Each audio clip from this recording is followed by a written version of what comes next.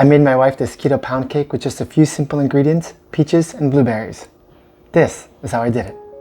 Combine 4 ounces of cream cheese with a 1/4 cup of unsalted melted butter with about 1/3 cup of your favorite granulated alternative sweetener. Add more or less according to your taste and then mix thoroughly.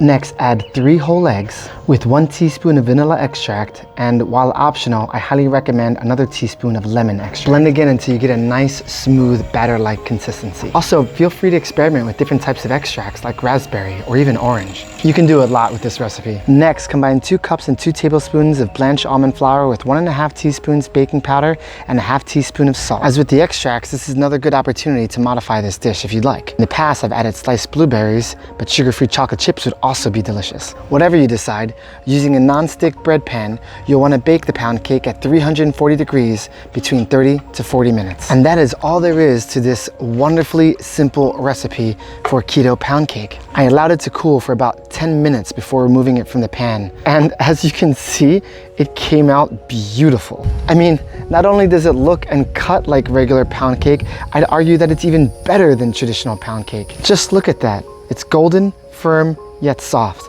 Mwah!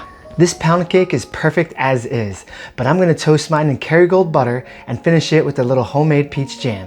There's so many different things you can do with this recipe. I'd love it if you shared your ideas with me in the comments below. To make the peach jam, I started with some fresh peaches, which I first peeled and then diced into small pieces. This recipe calls for 2 small peaches or about 80 grams worth of fruit. That's only 6 net carbs, sweet. Next, all I did was mix the diced peaches with a splash of water over medium heat, and then I sweetened to taste with my favorite granulated sweetener, which you'll find in the links below. I also added a squeeze of lemon to add some freshness to the compote, as well as 1/2 teaspoon of powdered beef gelatin, a natural keto thickening agent, and then all that's left is to continue reducing it until you get the consistency you're looking for. Which brings us to the final step, toasting the pound cake in Kerrygold butter. Folks, this last step is all about bringing the pound cake to the next level. And that means using the best butter that you can get your hands on. And in my experience, that means Kerrygold. Kerrygold is simply unrivaled in its richness and natural buttery flavors. Honestly, you haven't tasted butter until you've tasted Kerrygold. As soon as the pound cake is lightly toasted on both sides, go ahead and remove them from the pan and start your plating. The original recipe for this dish comes from a wonderful YouTube channel called Keto Crush, which you'll find in the links below. Her recipes are fantastic and I fully intend on making my way through most of them, with a few modifications here and there. Like with this peach compote, which with a few fresh blueberries added just the perfect taste of spring to this dish. Did you enjoy this video? Let me know with a like and share it with a friend. Now, excuse me, I'm gonna go share this with my wife.